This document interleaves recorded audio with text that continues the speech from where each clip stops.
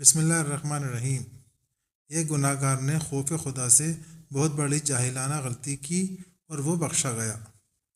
حضرت ابو ہریرہ رضی اللہ عنہ سے روایت ہے کہ رسول اللہ صلی اللہ علیہ وسلم نے فرمایا، ایک شخص نے اپنے نفس پر بڑی زیادتی کی اور بڑا ظلم کیا، یعنی غفلت سے اللہ کی نافرمانی والی زندگی گزارتا رہا۔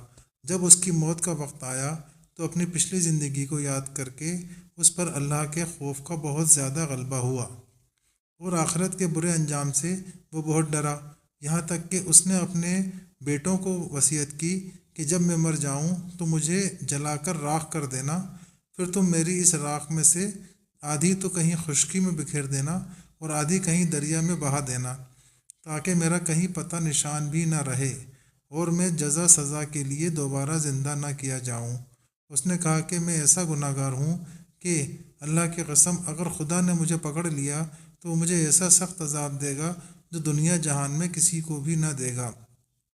اس کے بعد جب وہ مر گیا تو اس کے بیٹوں نے اس کی وصیت پر عمل کیا، جلا کر اس کی راکھ کو کچھ ہوا میں اڑا دیا اور کچھ دریا میں بہا دیا۔ پھر اللہ کے حکم سے خشکی اور تری سے اس کے اجزا جمع ہوئے اور اس کو دوبارہ زندہ کیا گیا۔